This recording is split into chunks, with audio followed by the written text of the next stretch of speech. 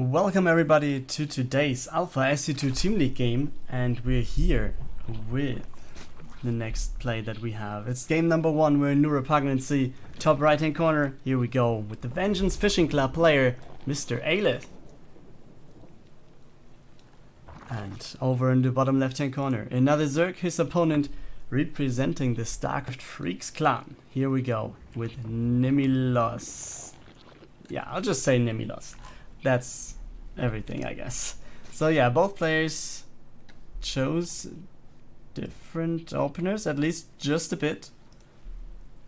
Looks like Aelith is just delaying his stuff for getting more drones out. But he still went for expansion first there. So let's see how that is going to turn out, which, yeah, kind of puts him into the defensive spot for the beginning at least. And yeah, the first 6 links already on the way for Nemilosrdni, so let's see how that is going to work out for our blue player for the Starcraft Freaks. Yeah, and he's waiting, he doesn't want to show them to the Overlord. The Overlord actually is just going back home. Just sees the creep, and then that's okay. 2 Zerglings being shown on the other side, but he's just gathering. Nemilosrdni has, how many does he have? 10 at the moment, 6 more in production, so it's going to be a lot. He's going to start his way across the map, I guess, when speed is finished. So yeah, it's gonna be fun for Aelith to hold here, I guess. Let's see if that is actually going to work. Could be a hard task to do. Yeah, and he does a very good job in just having 4 Zerglings at the front. I'm not sure if Aelith actually saw more than just the 4 and the Queen, which would be very, very good. And now he knows. Now he knows that there's a lot of Zerglings coming across the map. So let's see what he's going to do as a reaction here. Spine in the mineral line. Yes, then we have the Baneling nest, but this will be very close. Not sure if that is going to finish. The Queen, yeah, is trying to get some hiding here, but that's most likely not going to be enough here. Queen's focusing the Baneling nest. We have 3 Banelings on the way, but is that going to be enough? The Banelings are somewhere on the... No, where are they actually? I have no clue where the Banelings are. Oh boy. Not sure. Man, Aelith is under pressure here. All the Zerglings going into the mineral line. The workers trying to do their best. Aelith still being ahead in terms of workers. But you see, that's the big thing. That's the Baneling that might at least force Nemilosrdni to go out of here. And yes, they do. And Aelith still ahead in terms of workers. So that's a really big thing here. Seems like he's able to hold with all the Zerglings and just the 2 Banes that he was able to build before the Baneling nest fall. And now he's in the spot where he potentially can just hold, at least hold. Let's see how this game is going on from there, but at least for now it seems like he's fine. Oh, the Baneling coming in from the backside. This would have been a very good catch here. Doesn't happen though. And both players just going for more and more Zerglings. And now we have the... I don't know if you can call it a transition, but... Oh boy, he's running into the main base. Aelith should just leave 1 Zergling or 1 Bane behind. And then just kill the rest of the Zerglings here, because his number is just better. And it looks like he's actually going to take out all the Zerglings over here. So that's very good for him. More Zerglings are on the way for Nemilosrdni, who's still behind in terms of workers. He's trying to sneak in 1 or 2 every now and then. And he's going for the Baneling nest as well. So both players will have that one available soon. But now Aelith is on the run. He's going to go across the map. And he's bringing his Banelings, or at least one of them, with him. Leaves 1 behind to just have them if there would be any counter aggression. So yeah, now I think he's going to be fine fighting here. Yeah, he wants to bait and... Oh, that was a very good connection actually for Nemilosrdni. It was just 1 Zergling running into the Bane. So that worked out good for the blue player who's in the defense now. So let's see how the next steps will look like. More Banelings coming in for Aelith. That's going to be an interesting thing to see. The Queens are there, so they should actually focus the Banelings. Yes, they do. But will they be enough? This Baneling connection wasn't the best one for Nemilosrdni though. The Banelings being taken down in the end, so there's nothing else to do for Aelith here. And he's going for the transition already. He's just running back home. He's okay with not winning the game over here. His work account didn't change at all. Nemilos was sneaking in some of those. He's at 30 now, and Aelith now has 28. And both are going for 3 additional ones. So Aelith will be behind in terms of workers, at least for some time. But he has the Spire on the way. So the longer he can now Nemilos forced to stay inside of his base. And there's no tier 2 tech. There's just Nemilos defending. And with Banelings in front of his door, I think...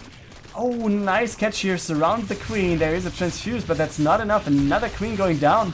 And will the Baneling actually get a connection? No, it won't. It's just going down for nothing. So that's at least something for Nemilos here. Who seems like is aiming for just the Wolof. Because, yeah, you can see that there's no Roach Warren in here. This is not a transition. This is just holding his second base. But do we have any intel here for Nemilos? I mean, he does know about the lair, to be honest. So the question is, what does he expect? He does not see Baneling speed, so if he has that in mind, he might want to think about something else. And yeah, now Aelith shows his trademark. There are the Mutas coming out, and now this is a big problem. 2 spores immediately start. Not sure if that's going to be enough. Overall, I mean, Mutas are kind of fast and they can just attack everywhere essentially. Just take down the queen would be a big thing, and that's what he's going to do. The Spore should be the next target, I guess, and he's going in with the Banes. Big Baneling connection right there for Aelith, and now we have the Zergling streaming in. Let's see how much they can do, because it's just a better number here. Yeah, we have the Mutas getting away from the Spore, but I think... yeah, that's not going to change anything. The Mutas will be there, and they are a threat, and they will be taking down stuff. Could attack the Evo Chamber, actually. Just get something down here. But then again, yeah, more Zerglings are coming in. 9 workers went down, so Aelith is actually going to take the lead right here. And yeah, he's like, okay, I can just damage the Spore as well while attacking the Evo Chambers. Isn't that awesome? Oh, the Glaives are just doing such a good job. And yeah, it's more Mutas on the way. He needs to be careful though, not to lose any. But yeah, he's opening the doors, so there's a lot of stuff to do. Maybe want to go for some more Banes now.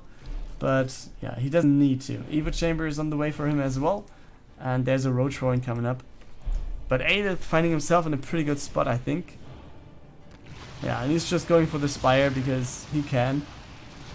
And now there's nothing to hold the Evo Chambers alive. There's not enough queens to transfuse, there's not enough queens to attack.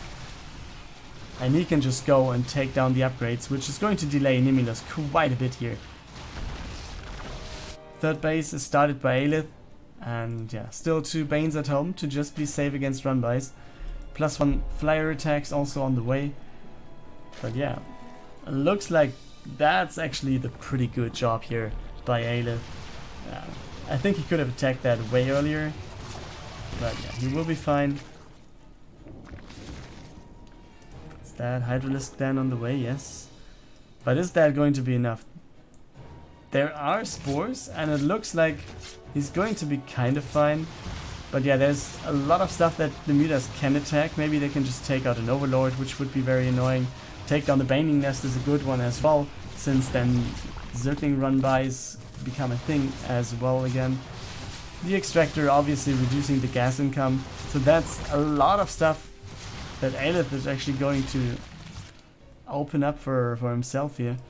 Third base is about to finish. Unit wise at home, we have a lot of roaches being made, and roach speed is on the way as well as +1 range, and 5 more drones coming up. So if you're ahead, just get more ahead. That's what he's going to think about. Yeah, needs to be careful with the Mutas now. There is a decent number of Hydras to deal with them. Oh, yeah, one volley of Glaives. And that's very nice already. Yeah, the roaches are going back home. Okay, so Aelith started mining the third base. Mutas still around. What's going on beside that? It's Baneling Speed finally coming up. And on the other side, it's Roach Speed, +1 range as well. And yeah, there are some Hydras in the mix as well, but Aelith is doubling the army supply. And the army is out of the base. So I think this will be a fightable position for Aelith here, and he should fight. Without a doubt. Yeah, just taking down the Bane, and yeah, it looks like Nemilos was taking the position outside of his base, which wasn't a good one. It simply wasn't, because now his army is caught out on the map, and the GG has been called right here. Aelith is going to take the first map in this clan war. This is map 2, guys, and we're on Cyber Forest in the top left hand corner for the Starcraft freaks. Here we go with the Terran. And in the bottom right for the Vengeance Fishing Club, it is Abyss. And he's going for a gateway over here. Well, we see, surprise, surprise, the Terran going for the barracks. But will he go for the Reaper? Will he go for the expansion instantly? Seems like that's the case, so no surprises here.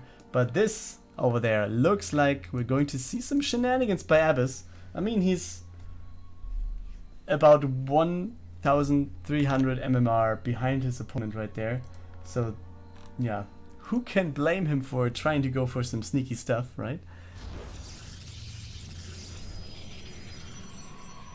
Yeah, Pylon is there, but he's also going for the expansion, so he wants to hide this somehow. Could be DTs, could be Robos. You don't know. I mean, we saw Aelith going for double Robo at some point, right? Because it was quite strong. But yeah, Reaper just takes down... Oh, is he going to scout that? Oh, seems like he's just scouting this location to make sure that there's no Robo push, but yeah, Stargate it is. But as soon as the Reaper doesn't scout a thing, I mean, he has to have... He's a Grandmaster player. If he doesn't have in mind... Oh, he doesn't get into the main base though. I was about to say he doesn't see anything in the main base. He has to get the trigger like there's a proxy. But for now, he doesn't get to the main. He doesn't see anything. He's going for the bunker because of that. But there is no engineering bay. There's no turrets. And there is no Widow Mine, right? No. Not yet, at least. So let's see how long that's going to be the case, and if he's just having this... Oh, the Stalkers will not be able to get rid of this Reaper. And he just gets in, gets the full scout, doesn't see a thing, which is kind of... yeah, let's say it's telling, right? And does he get out though? I think he's sacrificing... Oh, the Stalker goes to the left? Okay. Gets another probe though at least. And now let's see what's going on behind this. He's not going for any engineering bay. I mean, this kind of triggers me. Because... okay, he's going for the Cyclone, which could be okay as well. And wait, I didn't see this one. I didn't see this one coming, guys. I didn't take a look at the production tab. We have Tempest coming out because there was a fleet beacon all the time. So what's this? Okay, Weapon Pylon at the front. Stalkers are there as well. Oh boy, this is... looks like Monocom tactics here. And if you don't know Monocom, then yeah, you better get to know him. He's one of the most trolling and off-meta players I know. Oh, the Stalkers, did they see it? Okay, he saw the Stalkers. Yeah, Cyclone doesn't get a thing here. But is there anything at home to defend? I think he should warp in a Stalker or two to actually get rid of his Liberator, since he just scouted it. But two Tempests at the front, they will just take down everything there. Also with this... Oh boy! 1, 2, 3. How long will it take to realize? 4, 6, 7, 8. Oh boy, that's a big one. Okay, Stalker being whopped in, but 8 workers going down. That's quite nice. Abyss down by 10 now. But let's see what the Tempest can do. Okay, 2 Vikings on the way. That's kind of nice already. Going for the worker. But what else? Like, Marines are there, you need to go back. He has some shield batteries, that's pretty nice. So yeah, you just go for this, guys. Liberator actually took down the Stalker that was attacking it. But let's go back. And that actually is a big loss here. Losing one of the Tempest, big investment against a push like this. Yeah, with a push like this, you don't want to lose anything.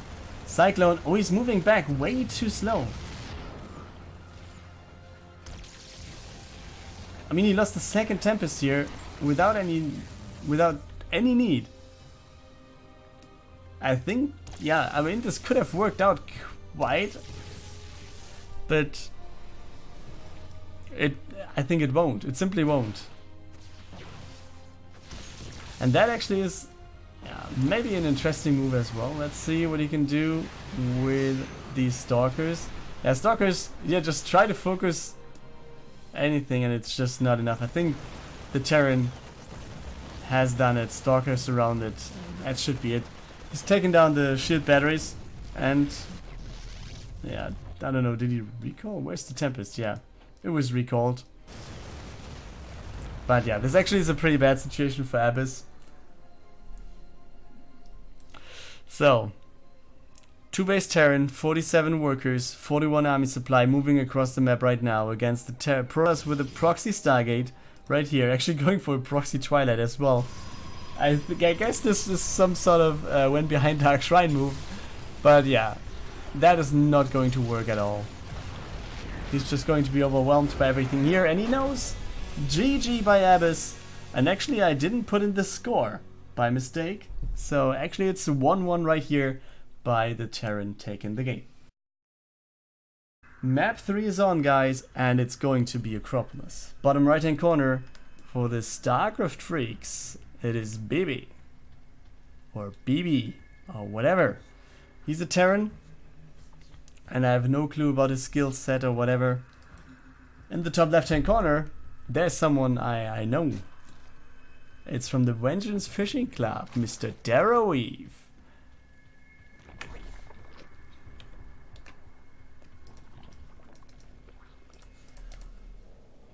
I mean, his brain wasn't on point today because he was forgetting about the clan war, but he's there, and then let's see what he can actually do.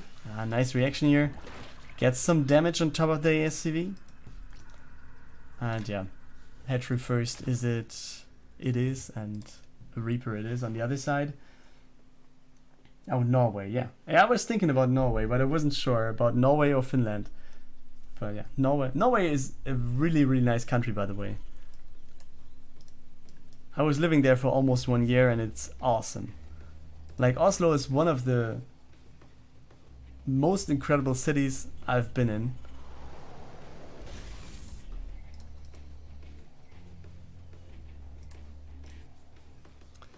So yeah, third base is going to be scouted, but I think it's going to take some more time until this is going to happen. Speed started for Darrow. And on the other side, yeah, Reaper is on the way. Seems like he was scouting for some proxies over there. And command center more than halfway done. We have the factory on the way. Looks like there will be some Hellions, but then for now, let's take a look at the Reaper. I mean, Queen is out, so that's essentially it for the Reaper as well. Yeah, so it's double scouting the third base. Trying to deny that as long as possible. And the first 2 Hellions coming up for bebe. Starport it is, so I guess tech lab. Yes, here we go. As expected, just plays what the caster calls. That's pretty nice. So also, we have Darrow going for a second queen. And tier 2. He's going for the fast tier 2. Do I smell some mutas?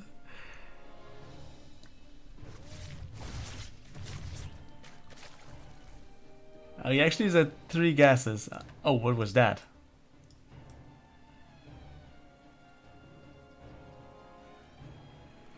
Yeah, so tier 2 will be there, but with 3 gases I would call roaches. Maybe could be the good old Nidus. But he should save the Overlord if he wants to go for that. Because Viking is going to come out. There's actually no switch. There was no swap with the Starport. And we have tanks coming out.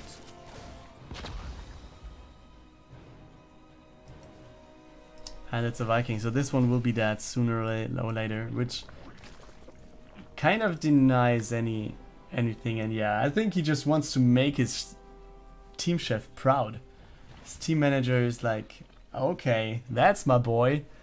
Spire it is, guys. I mean, the 4th gas seems to be a little late, but yeah, maybe he's okay with it. Maybe he was just getting through with it and yeah, was mining the 1st gas constantly, so therefore maybe he can get back into the right spot in terms of gas. And he actually has a lot. He's at almost 600 now. He will have 7 mutas starting to build as soon as he has the Spire, I guess. Maybe 8 even. Maybe even more. 3rd base has just started. And on the other side, it's a Liberator, a tank there to defend. We have some Hellions as well and some Marines. So what's the point and what's going to happen? We have 6 Marines, 1 Liberator. Liberator is on the way to the other side of the map, which means that as soon as mutas are there... Oh, scan goes down, he sees the Spire. Does he have an engineering bay though? No, he starts it right away though. And yeah, another command center coming up as well. But for now it looks like we almost have more mutas on the field than just a bit than Marines. So this might be kind of hard to take, but yeah, also Liberator has been scouted instantly, so there's no chance of getting anything done here. No shot getting out of this. Yeah, the Vikings still looking for some Overlords to take down.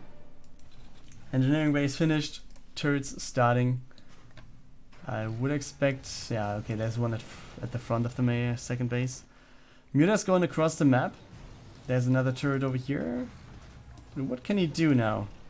Is he just a bit late? I mean, the scan was perfectly in time there. And this turret will finish, will it? Oh, he goes for the Marine. I think he could have cancelled this, or at least maybe not cancelled, but interrupted.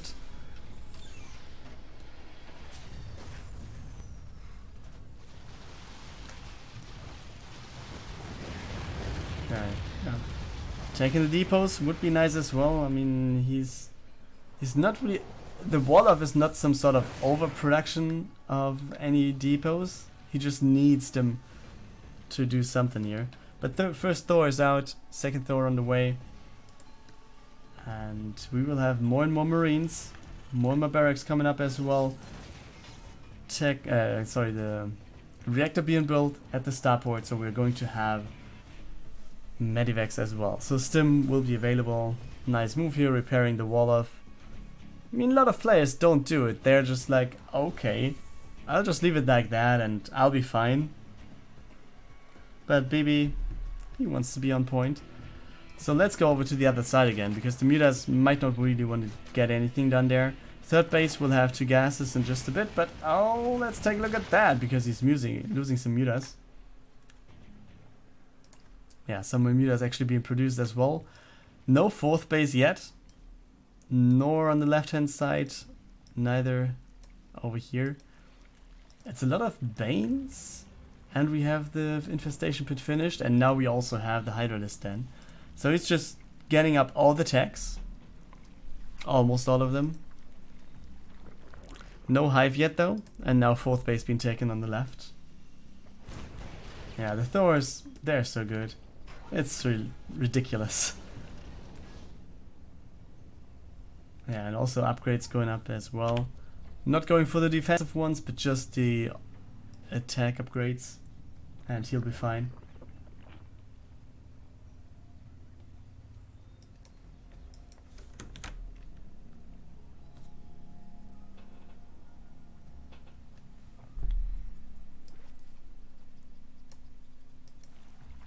yeah, Hive on the way. Hydra upgrades coming up. And also, it's not range upgrades, but melee upgrades, so he wants to have some Banelings in there. And some Zerglings, as we see. The Banes. So yeah, he's preparing to get into some more bio-heavy composition, I guess. Which kind of is the case, but it's some sort of a hybrid thing here. Like there's quite a few tanks in. 4 tanks and 4 Hellbats, 3 Thors. Oh, what's that? No. Muta's being attacked, yeah. But the creep spread also is pretty nice. I think he should be going for a 5th base pretty soon. I mean, the more time he gets, the better it is. Obviously it costs some resources, but as long as you can't do anything anyways, you could just go for another base. And if bebe then attacks into this location, he's fine, he has a base on the left. If he attacks to the bottom left, there's another base over here. This is like, I don't know, I remember day 9 in his dailies once upon a time when he was into Starcraft. And he was like, okay, as a Zerg, just expand in 2 locations and one of them will survive and you'll be fine. But yeah, now we see the Terran moving out. So let's see what he can do. Because, yeah, the Thors obviously do a lot here. And the Mutas don't do a thing. And that's ridiculous. And what else does he have? Does he have Borrow? No, I don't think so. No Borrow. I think Baneling Mines would be incredible here. But that's not the case for now. Zergling run by. Oh boy, that was so close. Barely in time he was able to get the depots up there. And yeah, he's not going to take out that many workers. It's actually just going to... Oh, 9 workers? Oh boy, I missed this one. I guess this was a Baneling drop and I did miss it. So yeah, 9 SCVs going down, but we have bebe going forward. He's up by 30 army supply. He has +1 and +1 upgrades here. Also +2 is +2 armor. No, it's +1 armor for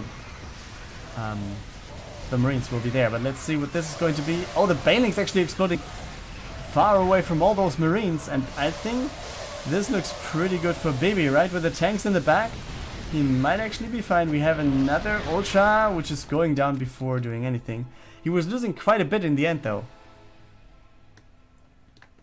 So Darroweve is fine here. He has the base on the left, which is starting to mine.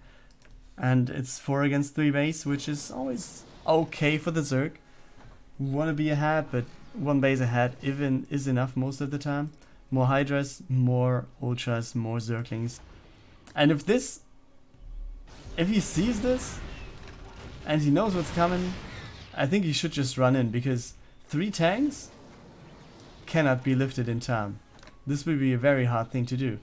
Now, with the Marines incoming, that is going to be another story. But there was, like 30 seconds or whatever, where Darroweve could have just attacked to the high ground. But yeah, then again, if you don't see a thing, it's easier said than done. 5th base for Darrow being taken at the bottom left as well. And it's 2 more Ultras. And we just had the upgrade coming up there as well. But he's just pushing in. The Marines going backward. The tanks being attacked with all these Banelings. Oh boy, and we had the lift. He's trying to lift whatever he can. The tanks will go down though. We have 1 Thor and some Marines getting out of this. And Darrow is going back. He's having, yeah, the same army supply again. Like he was down by like 20, let's say, after the first fight was over. And now let's see what he can do. The tank is sieged. So that is going to be a pretty good thing for bebe to defend. But he's on 3 bases, so the longer... Oh boy, the Marauders against Ultras, that's ridiculous. He doesn't have Kaiju's plating, right? Oh yes, he has. It looks like kind of weird that it was going down so fast. Seems like Bio is Imba.